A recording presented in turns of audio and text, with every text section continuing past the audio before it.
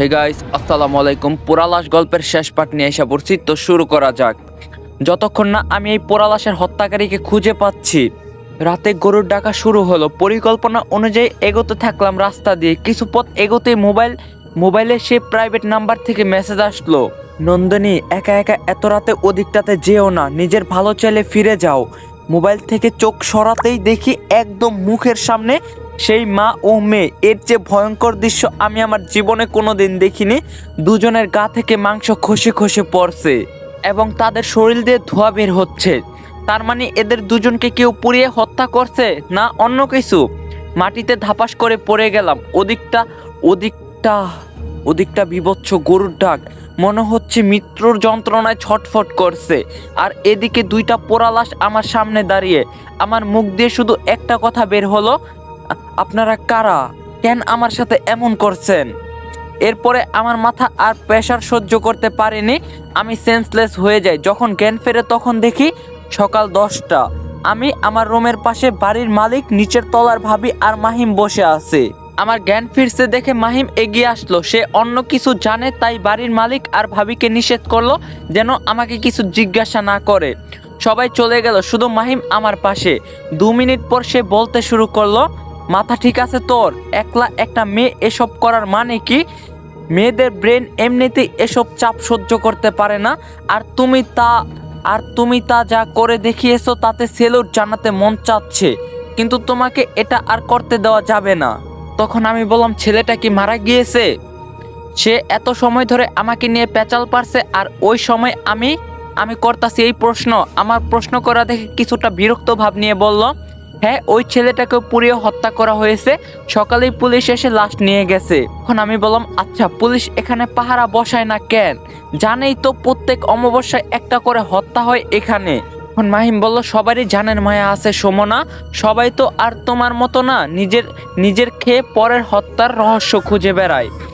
তখন আমি বললাম, তবুও পুলিশের উচিত এখানে পাহারাদার নিযুক্ত করা। তখন মাহিম বলল, করেছিল, তবে সেই পুলিশ 2 দিনের বেশি থাকতে পারে নাই। সে মন্দিরের বারান্দাতে ঘুমিয়ে থাকতো, কিন্তু প্রথম দিন সকালে উঠে দেখে সে বটগাছের মগ ডালে। প্রথম দিন সে ভাবছে হয়তোবা সে ঘুমের ঘরে উঠে আসছে, কিন্তু দ্বিতীয় দিন সবচেয়ে বাজে ঘটনা ঘটছিল। সেদিন 3 জন পুলিশ নিয়োগ দেওয়া হয়েছিল, কিন্তু মাঝরাতে সবাই দেখে একটা বাচ্চা মেয়ে তাদেরকে ধরে শূন্যে ভাসিয়ে নিয়ে যাচ্ছে, আর তাদের নিয়ে গিয়ে নদীর ধারে ফেলে রেখে আসে। তারপর থেকে কেউ আর সাহস করে ওখানে যায় নাই। খুব পুরনো মন্দির হওয়াতে পুলিশ সিলগাল করার সাহসও পায় না। আমি আরেকটিবার ওই মন্দিরে যাব, তুমি কি আমাকে নিয়ে যাবে মাহিম? তখন মাহিম বলল, তা যাওয়া যাবে, তবে সুস্থ হও। আমার জন্য কিছু খাবারের ব্যবস্থা করে সেদিনের মতো মাহিম চলে গেল। সুস্থ হওয়ার সাথে সাথে আমি মাহিমকে ফোন দিলাম মন্দিরে যাওয়ার জন্য। এতদিন সবাই জেনে গেছে আমি এই ব্যাপারে কিছু করছি, তাই মন্দিরের পথে যেতেই দেখি সবাই আমাকে বারবার বারণ করলো যাতে ওই দিকটায় আমি না যাই, কিন্তু কে শোনে কার কথা। আমি গেলাম মন্দিরে, ভালো করে চারদিক ঘুরলাম। মন্দিরের সাথে যে বট গাছ আছে সেটার কাছেও যেতেই লক্ষ্য করলাম বট গাছের ভিতর একটা গুহার মতো, অল্প একটু ভিতরে জানালার মতো করে গাছ কাটা। ভয়ে গা ছমছম করার মতো পরিবেশ। সেখান থেকে বের হয়ে মন্দিরের পিছনটাতে গেলাম। পাশের দিকে একটা গরুর খামার। তার মানে কি কেউ গরু ডাকার ফয়দা নিয়ে এই মানুষগুলোকে পুড়িয়ে মারছে? কিন্তু শুধু অমাবস্যার রাতেই গরু ডাকবে কেন? ওরকম করুণ সুর করে গরুর খামারের মালিকের কাছে গিয়ে শুনলাম তার গরু নাকি কোনো সময় ডাকে না। সবাই এসে নাকি ওনাকে এই প্রশ্নটাই জিজ্ঞাসা করে, কিন্তু সে ওই খামারেই থাকে। মন্দিরের দিকটাতেই গরুর ডাক কেন জিজ্ঞাসা করতে সে ঘাবড়ে গেল। মা, ওখানে গরু ডাকে ঠিকই, কিন্তু গরু দেখা যায় না। আমি একদিন রাতে গিয়েছিলাম, তবে কোনো গরু দেখতে পাইনি। পরে ভয়ে ভয়ে চলে আসছিলাম। পরের দিন সকালে ঘুম থেকে উঠে দেখি একটা পোড়া লাশ নগ্ন অবস্থায় পড়ে আছে। খামার থেকে আবারও মন্দিরের পুরোহিতের কাছে আসলাম। সে কিছু জানে কিনা জোর করে জিজ্ঞাসা করলাম, তবুও সে বলল সে কিছুই জানে না। তোমার সব প্রশ্নের জবাব আগামী অমাবস্যাতে পাবে। প্রাইভেট নাম্বার থেকে এই মেসেজটা আসলো। আমি সাথে সাথে মাহিমকে দেখালাম। মাহিম দেখে অবাক। এখন আমি বললাম, মাহিম, আমি এখানে সবকিছু জানতে এসেছি, এই নাম্বারের লোকটা জানলো কিভাবে? তাহলে তিনি কি সব মানুষগুলোকে পুড়িয়ে মারছে? কিন্তু লোকটা হত্যা করলে এই মহিলা ও মেয়ে কেন আমার সামনে আসছে? Mahim please help me. Guys এই ভিডিওটি স্পন্সর করছে 1x। তোমরা তো 1x এর নাম শুনছোই। 1x হলো নাম্বার 1 ট্রাস্টেড সাইট। তোমার যদি ক্রিকেটে জ্ঞান থাকে তাহলে তুমি ক্রিকেট থেকে ভালো টাকা আর্ন করতে পারবা। তোমার যদি ফুটবলে ভালো জ্ঞান থাকে তোমরা ফুটবল থেকে ভালো টাকা আর্ন করতে পারবা। এছাড়াও সেখানে অনেক প্রকার গেম আছে যেটা খেলে তোমরা টাকা আর্ন করতে পারবা। এবং আমার প্রোমো কোড ইউজ করে ফার্স্ট ডিপোজিটে 200% বোনাস পেয়ে যাবা। সাথে আছে আইফোন 14 প্রো ম্যাক্স জেতার সুযোগ। সো লিংক থাকবে পিন কমেন্টে। সেদিন মাহিমের সাথে বাসায় আসার পথে ঘটলো এক বড় অঘটন। একটা গর্তে পা পড়ে মচকে গেল, প্রচন্ড ব্যথায় কোকড়াতে থাকলাম। বাড়ি এসে সেই আগের মতো অফিস থেকে লম্বা ছুটি। যতদিন না ব্যথা সারে ততদিনই ছুটি দিল। কয়েকদিন পার হওয়ার পরে পায়ে ব্যথা থাকা সত্ত্বেও বাকি আরেক বন্ধুর খোঁজে বের হলাম, কিন্তু কেউ বলতে পারে না বাকি বন্ধুটি কে। অনেক খোঁজাখুঁজির পর তার পরিচয় মিলল। তার বাসাতেও সেম সমস্যা, বাইরের কারোর সাথে তাদের ছেলেকে কথা বলতে দিবে না। অনেক আকুতি করার পর আমাদের অনুমতি দেওয়া হলো। একটা অন্ধকার রুমে ছেলেটা এক কোণায় বসে আছে। আমাদের ঢোকা দেখে বলতে থাকলো, আমাকে মারবেন না প্লিজ, আমি কিছু করি নাই, সব ওদের দোষ, ওরা প্ল্যান করে এগুলো করছে, আমাকে ছেড়ে দিন। ছেলেটার কাছেও ভালো করে যাওয়া গেল না, সে হাত পা ছুটতে থাকলো। বুঝলাম কিছু একটা নিয়ে সে ভীত। আমি তাকে দূর থেকেই প্রশ্ন করলাম, সেদিন কি হয়েছিল তোমাদের সাথে, আমাকে কিছু বলো। ছেলেটা শুধু বলতে থাকলো, আমি কিছু করি নাই, আমাকে ছেড়ে দিন। ছেলেটার নাম সিয়াম। তার মায়ের কাছে এরকম ব্যাপারে জিজ্ঞাসা করতেই বলল, আমার ছেলেটার কি হলো জানি না, খালি বলে মা ওইখানে ওই মহিলা দাঁড়িয়ে আমাকে নিতে এসেছে, মা আমি যাব না। তখন আমি বললাম, মহিলা কে, ওকে জিজ্ঞাসা করেন নাই? তখন তার মা বলল, জানি না মা, হঠাৎ করে আমার ভালো ছেলেটার কি যে হলো, ওর বন্ধুরা তো সবাই মারা গিয়েছে, আমার ছেলেটা বাঁচবে কিনা আল্লাহ জানে। তখন আমি বললাম, আল্লাহর উপর ভরসা রাখুন। সেদিনের মতো চলে আসলাম, সিয়ামের মাকে বলে আসলাম সিয়ামের অবস্থা ভালো হলে আমাদের জানাতে। তখন আমার মাথা থেকে প্রাইভেট নাম্বারের আগন্তুক ছেলেটার কথা সরেনি। আবারও ওই বাড়িটাতে গেলাম, জিজ্ঞাসা করলাম ছেলেটার ব্যাপারে। তিনি বললেন, তোমারে মিথ্যা বলে কি লাভ, আমার ছেলেটা আজ প্রায় 10 মাস নিখোঁজ। তখন আমি বললাম, তো সেদিন কেন বললেন আপনার ছেলে বেঁচে নেই? যে ছেলের 8 মাস কোনো খোঁজ থাকে না তাকে মৃত বলবো না কি বলবো? কথাগুলো বলে মহিলা কান্না শুরু করলেন। তার কাছ থেকে আর কিছু শোনা যাবে না, আমি তাই তার রুমে প্রবেশ করে কিছু পাই কিনা দেখতে লাগলাম। ছেলেটা কম্পিউটারের ইঞ্জিনিয়ারিং নিয়ে পড়ালেখা করত, আইডি কার্ডে সব লেখা। একটা ভবিষ্যৎ ইঞ্জিনিয়ার হঠাৎ করে কেন গায়েব হবে? না অন্য কোনো উদ্দেশ্য আছে? একদিন ফোন আসলো সিয়ামের বাড়ি থেকে, সিয়াম নাকি স্বাভাবিকভাবে কথা বলছে। আমি সেদিন আবার গেলাম, সিয়ামের সাথে কথা বলতে থাকলে শুধু বলতে যাব সেদিন কি হয়েছিল, তখনই সিয়ামের গলার স্বর চেঞ্জ হয়ে গেল। মুহূর্তের মধ্যে রুমের বাল্ব একবার জ্বলতে একবার নিভতে শুরু করলো। পুরোটা রুম পোড়া মাংসের একটা ঝাঁঝালো গন্ধে বিদ্ধমান হয়ে গেল। শুধু আমি আর সিয়াম ওই রুমের দরজাটাও বাইরে থেকে আটকানো, খোলা যাচ্ছে না। তখন একটা কণ্ঠ আসলো, তুই একেও বাঁচাতে পারবি না, কোনোভাবেই না, নিজের ক্ষতি করতে না চাইলে আশা ছেড়ে দে।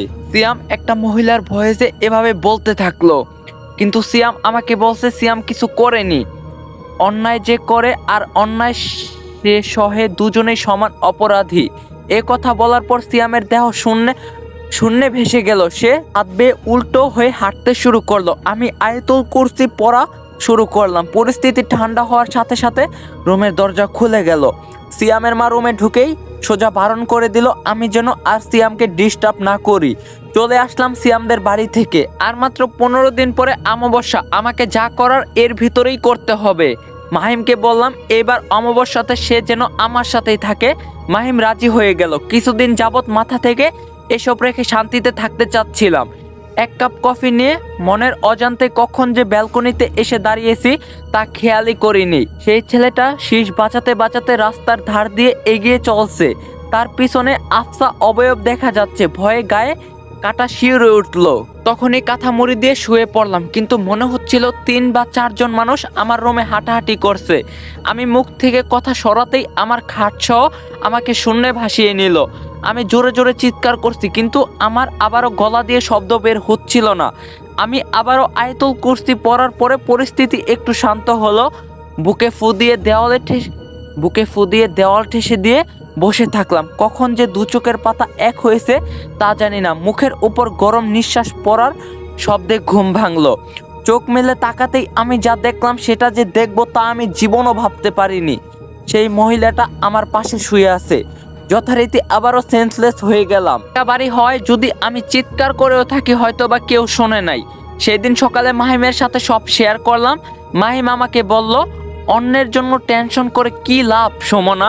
10 জনের 9 জন মারা গিয়েছে, কেউ তাদের বাঁচাতে পারেনি। তুমি পারবা, আশা ছেড়ে দাও। তখন আমি বললাম, কি যে বলো, আমি এর শেষ দেখেই ছাড়বো।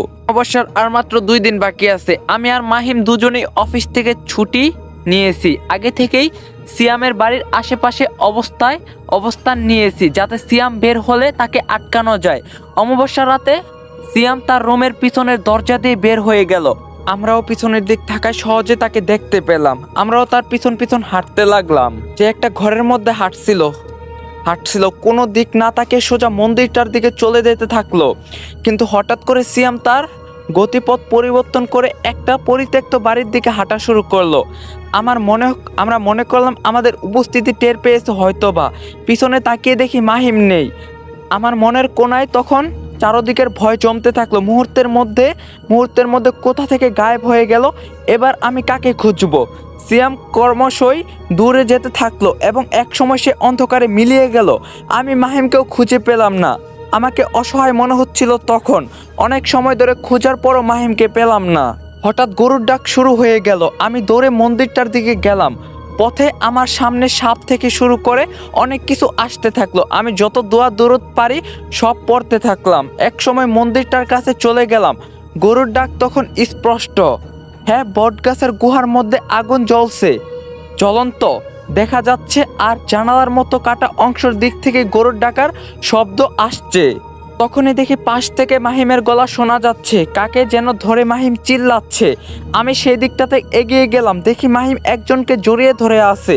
আমি কাছে গিয়ে টর্চ ফেলতেই তাকে চিনে ফেললাম। এ তো সেই ছেলেটা যে আমাকে ব্যালকনিতে দাঁড়িয়ে থাকতে বলতো। এখানে কি করে? ভালো মতো পাকড়াও করে ধরতেই সে দুর্বল হয়ে গেল। এদিকে গরুর ডাকটাও আস্তে আস্তে মিলিয়ে গেল। আমাদের সামনে সেই মহিলাও তার মেয়ে বার হাজির হলো। জয়ের হাসি দিতে থাকলো। বিদঘুটে হাসি দিয়ে বলল, আমি বলছিলাম না কাউকে বাঁচাতে পারবি না? আমি আমার কথা রাখছি। কথাটা বলে দুজনেই হাওয়ায় মিলিয়ে গেল। আর চলে যাওয়া স্থানে কিছু ছাই পড়ে থাকতে দেখা গেল। আমি দৌড়ে বটগাছটার ভেতরে ঢুকলাম। একটা পিতলের তৈরি গরুর আকৃতি দাঁড়িয়ে আছে। তার পেটের নিচ থেকে এখনো ধোঁয়া বের হচ্ছে। এবার মাহিম ছেলেটাকে ধরে থাপ্পড় দিয়ে বলল, বল কাহিনী কি?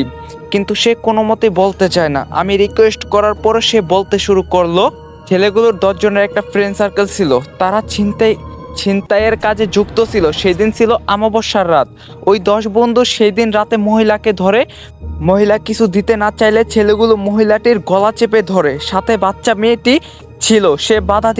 সে বাধা দিলে তাকেও গলা টিপে হত্যা করা হয়। তারপর তারা ভয়ে লাশ দুটিকে ফেলে চলে আসতে চায়। কিন্তু তাদের ভেতরে একজন বলে, আমার কাছে একটা বুদ্ধি আছে। এভাবে ফেলে রেখে গেলে হাতের ছাপ বড় একটা সমস্যা হতে পারে। তাই সে লাশটাকে পোড়ানোর সিদ্ধান্ত নেয়। কিন্তু সচরাচর মানুষ যেভাবে পোড়ায় সেভাবেই তারা পোড়ায় না। এটা এর জন্য বেছে নেয় ব্রেজেন বুল পদ্ধতি। সে কিছুদিন আগেই জিনিসটা সংগ্রহের জন্য কিনে রাখে। এভাবে কাজে লেগে যাবে ভাবতে পারে নাই। তারপর সিয়ামবাদে সবাই এতে সায় দিয়ে মহিলাও তার বাচ্চাটিকে এই পিতলের তৈরি সার আকৃতির জিনিসটার ভিতর রেখে পুড়িয়ে হত্যা করে। মহিলা ও বাচ্চা দুজনের মধ্যেই তখনও প্রাণের অস্তিত্ব ছিল। আগুনের পোড়ানোর ফলেই তারা মারা যায়। আমি বললাম, কিন্তু এই মহিলার সাথে আপনার সম্পর্ক কি, আর আপনি এখানে কেন? তখন লোকটি বলল, প্রতিটা হত্যাই আমি করেছি। এই মেয়েটি ছিল আমার স্টুডেন্ট, খুব ভালোবাসতাম ওকে। মারা যাওয়ার পরে তাদের দুজনের অবয়ব আমার সামনে আসে, আমাকে বাধ্য করে হত্যাগুলো করাতে। তখন আমি বললাম, আর আমার নাম্বার কিভাবে পেলেন, আর আমাকে মেসেজ দিতেন কেন? তখন লোকটি বলল, আপনি প্রথম যেদিন আসেন সেদিন আপনাকে দেখি, ভালো লেগে যায়। পরের দিন আপনি বাড়ির নিচের ছোট্ট একটি ছেলেকে দিয়ে ফ্যাক্সি লোড দিতে পাঠিয়েছিলেন, তার কাছ থেকে নেওয়া। তখন আমি বললাম, কিন্তু আপনি তো নিখোঁজ। তখন লোকটা বলল, সবার কাছে আমি নিখোঁজ, কিন্তু এখনো এই শহরের বুকে আমি ছদ্মবেশে আবদ্ধে চলাফেরা করি।